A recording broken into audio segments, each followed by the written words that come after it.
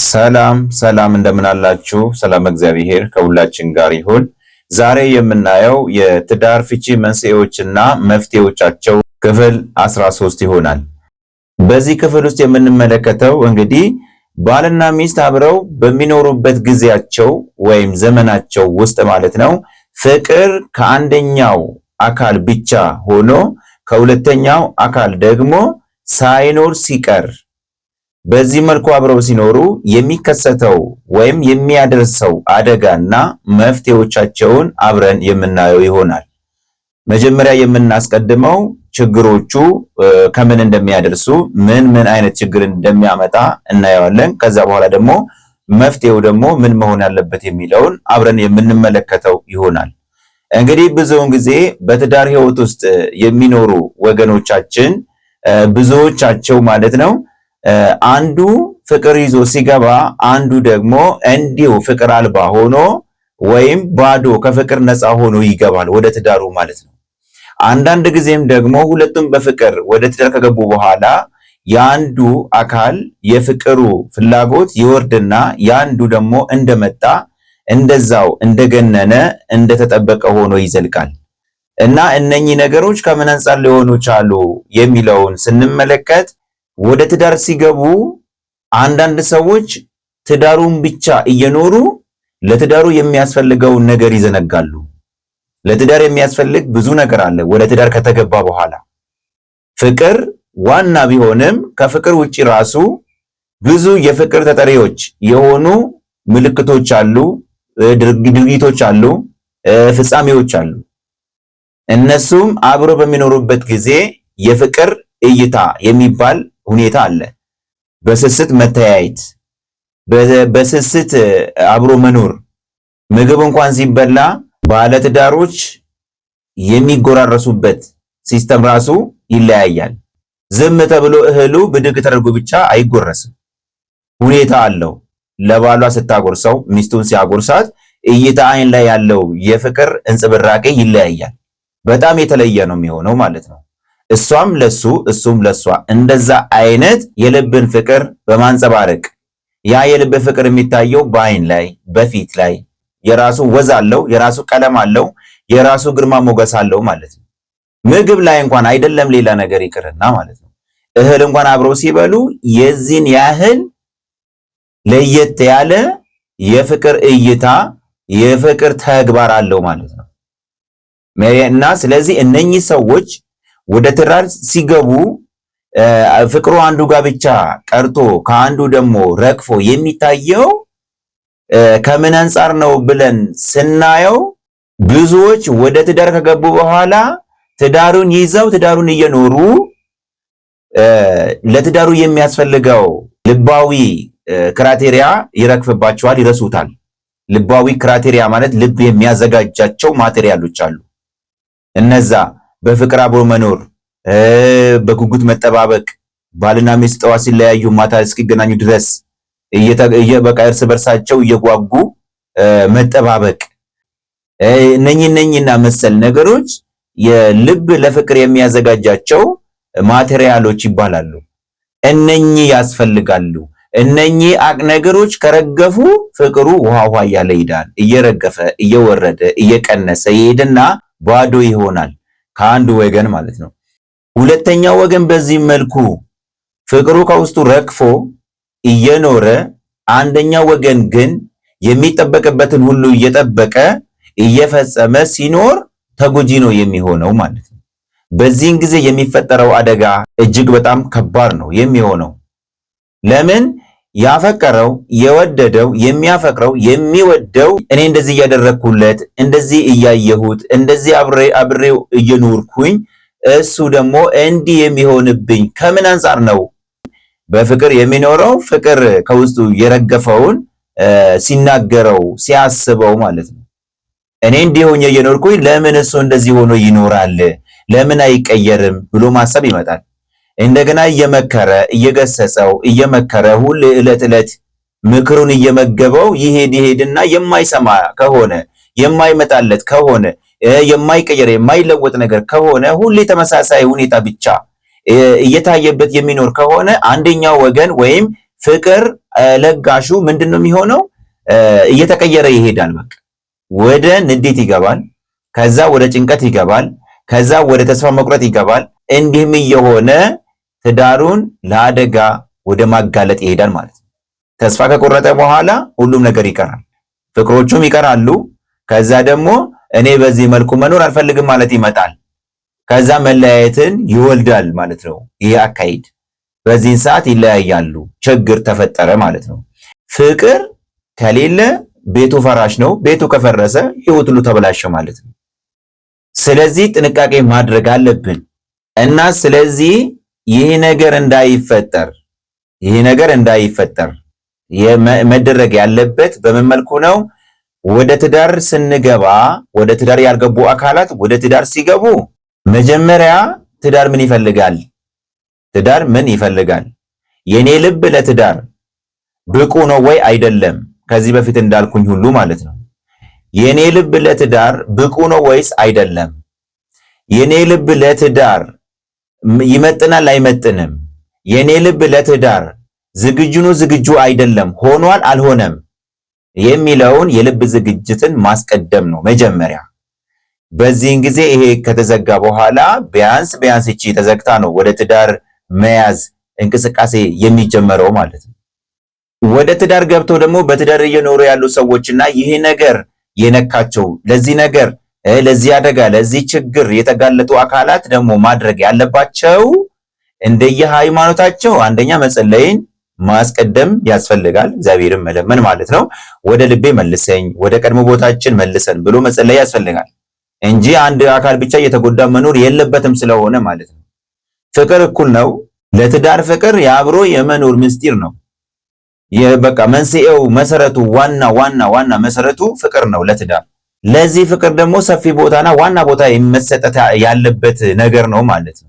ስለዚህ ወደ ትዳር ገብተው ይሄ ነገር የገጠማቸው አካላት ማድረግ ያለባቸው እግዚአብሔርን በጸሎት መለመን ነው። እንደየሃይማኖታቸው መልክ እግዚአብሔርን መለመን ጸሎት ማድረግ ሁሌ ማለት ነው። ሁለተኛ ወደ ራስ ልብ መመለስ ደግሞ አስፈላጊ ነው። በቃ መንቃት አለብን። የመጀመሪያ ስራዬ ነው። እዚህ ላይ ስራ መስራት ነው ያለብን ማለት ነው።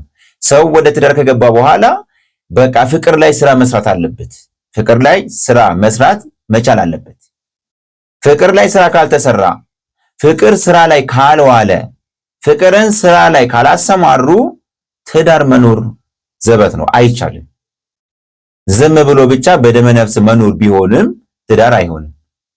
እንዲሁ አድርጎ መኖር ኖሮ ማለፍ ይሆናል እንጂ እንደዚህ ጣዕም ያለው ትዳር ሆኖ ሊቀጥል አይችልም ይህ ትዳር ማለት ነው።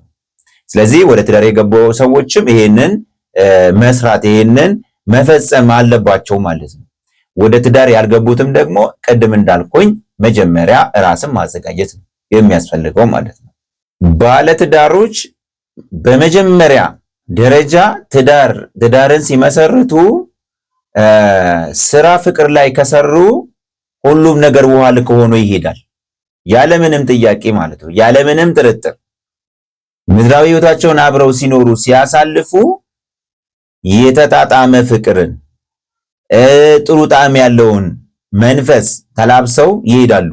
በዚህን ጊዜ ትዳሩ ለሌላ ወይም ለሌሎች አካላት አርአያ ይሆናል፣ አስተማሪ መሪ ይሆናል። ስለዚህ በዚህ መሰረት ነው እኛ መጓዝ ያለብን እንጂ ዝም ብለን በዘፈቀደ ብቻ ብድግ ብለን ትዳር መያዝ የለብንም። ባልየው ሚስቲቱን እንደራሱ አድርጎ መውደድ መቻል አለበት። ሚስቲቱም ደግሞ እንዲሁ ባሏን እንደራሷ አድርጋ መውደድ ማፍቀር አለባት።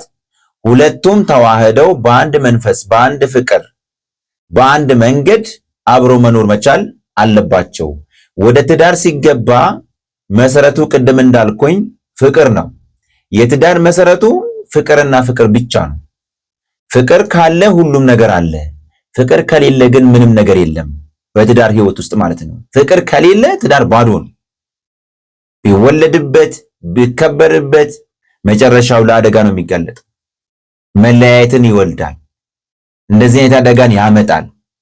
ስለዚህ ወደ ትዳር ስንገባ ፍቅርን ይዘን በትዳር ፍቅር ላይ ስራ መስራት የሚጀምረው ከጋብቻው መጀመሪያ ጀምሮ እስከ ዕለተ ሞታቸው ድረስ ነው። ይሄ ነገር መሆን ያለበት ማለት ነው። በቃ ትዳሩ ላይ ስራ መስራት ነው። እንደዚህ እያደረጉ ራስን እያደሱ ራስን እያሻሻሉ የራስን ህይወት እያሻሻሉ እያጠናከሩ እያሰፉ መሄድ ይኖርባቸዋል ማለት ነው። ትዳር ይሄን ነው የሚፈልገው። እንደዚህ ነው መሆን ያለበት እንጂ አንደኛው ወገን በፍቅር እየተቃጠለ ሁለተኛው ወገን ደግሞ እንዲሁ ዝም ብሎ ወጥቶ የሚገባ ነገር ከሆነ ፍቅር የማይገባው ሰው ከሆነ አስቸጋሪ ነው ማለት ነው። ፍቅር ሊገባን ይገባል መጀመሪያ ላይ። አንዳንድ ሰዎች ወደ ትዳር እስኪገቡ ድረስ ሁለቱም እኩል ይዋደዳሉ፣ እኩል ይፋቀራሉ። ወደ ትዳር ከገቡ በኋላ ግን የአንዱ ፍቅር ይቀራል፣ የሁለተኛው ፍቅር ይቀጥላል። አንዳንድ ሰዎች ደግሞ አብረው ፍቅራቸውን ይዘው ወደ ትዳር ከገቡ በኋላ ከተወሰነ ዓመታት በኋላ የአንዱ ፍቅር ይቀራል። አንዳንድ ሰዎች ደግሞ ገና ወደ ትዳር ከመግባታቸው በፊት ገና በእጮኛነት እያሉ አንዱ በፍቅር እየተጎዳ እየወደደ እያፈቀረ አንዱ ጋር ደግሞ ፍቅር የለም። እንዲሁ ግዴለሽ ሆኖ የሚኖር አለ። እንዲሁ በዘፈቀደ የሚኖር አለ። ምንም ቢወደድ የማይገባው፣ ምንም ቢፈቀር የማይገባው፣ እንደሚወደድ እንደሚፈቀር ቢመከርም ደግሞ የማይገባው፣ ምንም ቢነግሩት የማይገባው እንደዚህ አይነት ሰውም ደግሞ አለ። ይህ ሰው መንቃት አለበት እንጂ ራሱን ማደስ መቻል አለበት። እንግዲህ ሰው ስለሆነ የሰው ልጅ ሰው እስከሆነ ድረስ ራሱን መቀየር ነው። ባህሪ ነው የማይቀየረው እንጂ ጸባይ ይቀየራል መቼም ማለት ነው። እና እንደዚህ አይነት ሰዎች ወደ ትዳር ከመግባታቸው በፊት ጸባያቸው መቀየር፣ ከራሳቸው ጋር መገናኘት፣ ከልባቸው ጋር መገናኘት፣ ከልባቸው ጋር መወያየት፣ ራሳቸውን ለመቀየር ዓላማ ማድረግና ራሳቸው መቀየር ነው ያለባቸው። በቃ ሌላው ጋር ያለው ጸጋ እነሱ ጋር እንዲመጣ፣ ሌላው ጋር ያለው ፍቅር እነሱ ጋር እንዲመጣ ራሳቸውን ማግኘት አለባቸው። መጀመሪያ የራሳቸውን ማግኘት ስራ መስራት አለባቸው ማለት ነው። ሰው ከራሱ ጋር ስላልተገናኘ ነው እንደዚህ አይነት ነገርን የሚያንጸባርቀው ማለት ነው። ስለዚህ እንደዚህ አይነት ጸባይ ያለባቸው ሰዎች እንዲህ አድርገው ራሳቸውን ማከም መጠገን አለባቸው ማለት ነው። በዛን ጊዜ ጸጋው ይመጣላቸዋል። እንደገና በተረፈ ደግሞ መጸለይ ነው፣ እግዚአብሔርን መለመን ነው። እግዚአብሔር ሰጪ አምላክ ነው። ስለዚህ የፍቅርን ጸጋ እግዚአብሔር እንዲያድላቸው እግዚአብሔርም በመለመን ራስን ማስተካከል ይቻላል በቀላሉ ማለት ነው። ገንዘብ አይፈልግ፣ ሕክምና አይፈልግ።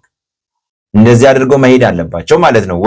ከዚያ በኋላ ነው ወደ ትዳር የሚገቡት ማለት ነው። ወደ ትዳር ገብተው ደግሞ አሁንም እየኖሩ ያሉ ሰዎች አሉ። አንዱ በፍቅር እየኖረ አንዱ ደግሞ ፍቅር የሚባል ነገር በፍጹም የማያውቅ የማይገባው ሰው አለ ጭራሽ ማለት ነው። ምንም ፍቅር የሚባል ነገር በቃ ፍቅር የሚባለውን ሰውዬ በፍጹም የማያውቅ ሰው አለ። እንዲሁ ከፍቅር ነፃ ሆኖ የሚኖር ግን በትዳር እየኖረ ያለ። ከሱ ጋር የሚኖር አካል ደግሞ በፍቅር እየተቃጠለ አንደኛ እያፈቀረው ይኖራል፣ ሁለተኛ ስለማይወደድ ስለ ሁለተኛ አካሉ ደግሞ ያስባል። እንዴት ፍቅር አይኖረውም፣ እንዴት ፍቅር አጣ፣ እንዴት ፍቅር አይገባውም ብሎ ደግሞ ይጨነቃል። እንደገና በዚህ ሶስተኛ ደግሞ ኑሮ አለ፣ ህይወት አለ። ይህ ሁሉ በዚህ ጭንቅላት ላይ ነው የሚጫነው ማለት ነው። በዚህን ጊዜ ነው አደጋ እየተፈጠረ ትዳሩ ሊፋለስ ወይም ደግሞ ሊፈርስ የሚችል ማለት ነው። ለዚህ ሊደርስ የሚችል ሁኔታ የሚፈጠረው ከዚህ አንፃር ነው። ደግሞ ግድ ነው ያመጣል። በቃ መፈራረስን ያመጣል ወደደን ጠላም ማለት ነው። ለምን? ከአንዱ ጋር ብቻ ስለሆነ። ወደ ትዳር ገብቶ በዚህ መልኩ የሚኖሩ አካላት ብዙ ናቸው። ስለዚህ ማድረግ ያለባቸው ቅድም እንዳልኩኝ እነኚህ ሰዎች ፍቅር የማይገባቸው ሰዎች እንዲሁ ድንዝ ብለው የሚኖሩ ሰዎች ራሳቸውን ማከም አለባቸው በጸሎት እግዚአብሔርን መለመን፣ ወደ ራሳቸው መመለስ። ትዳር ፍቅር ነው። ትዳር ፍቅር እንደሆነ ማወቅ መቻል አለበት፣ መማር አለበት፣ ሲነግሩት መስማት አለበት፣ ማዳመጥ አለበት፣ ሰውን ማማከር መቻል አለበት።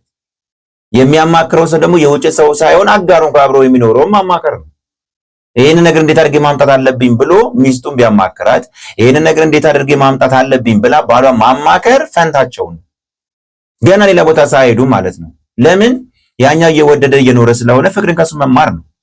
የሱን ምክር ማዳመጥ፣ መስማት፣ ስራ ላይ ማዋል። ከዛ በኋላ መቀየሩ ይመጣል ማለት ነው። ትዳር ውስጥ ያሉ ሰዎች አደጋቸው ብዙን ጊዜ ይሄ ነው። አንዱ ይወዳል፣ አንዱ አይወድም። አንዱ ጋር ፍቅር በሰፊ ያለ፣ አንዱ ጋር ግን አንድም የለም። ከዚህ የተነሳ ትዳር ይፈርሳል፣ እየፈረሰም ነው ያለው። ስለዚህ ይህንን በዚህ መልኩ መቅረፍ እንችላለን ማለት ነው ባጭሩ። በዚህን ጊዜ ትዳራችን ሰላማዊ ትዳር ይሆናል። ከዛ በኋላ አብረው እየተነጋገሩ እየተወያዩ ስለሚሄዱ ፍቅርን ከእርስ በርስ እንደዚህ እየተያዩ ያላወቀው ከሚያውቀው እየተማረ እየወሰደ ይሄድና እኩል እየሆነ ፍቅራቸው እየሰፋ እየተስፋፋ እየበዛ እየተባዛ ይሄዳል ማለት ነው። በዚያን ጊዜ ያ ትዳር ታላቅ ትዳር ይሆናል። ያ ቤት ታላቅ ቤት ይሆናል። ያ ህይወት ታላቅ ህይወት ይሆናል።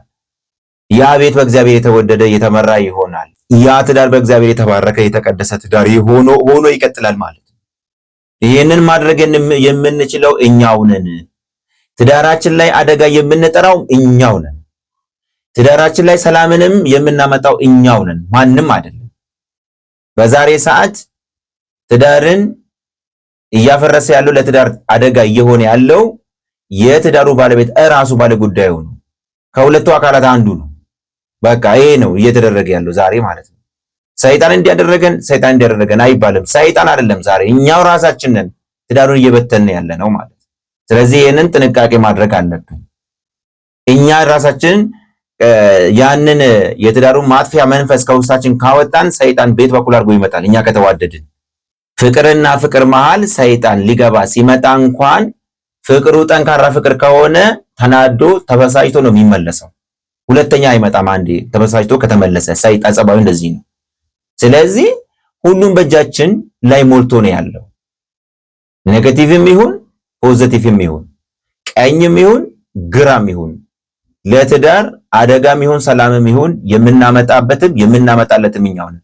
ማለትም አደጋውንም የምናመጣበት እኛ ነን፣ ሰላሙንም የምናመጣለት እኛው ነን ማለት ነው። ይሄንን አውቀን ተረድተን መኖር አለብን።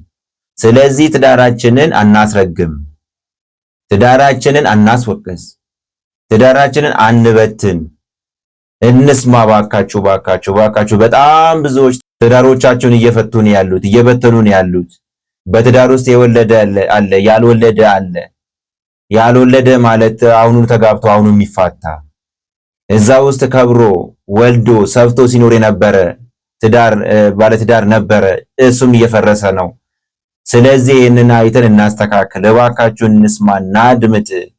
ራሳችንን እናድስ፣ ልባችንን እናስቀድስ፣ ልባችንን እናድስ።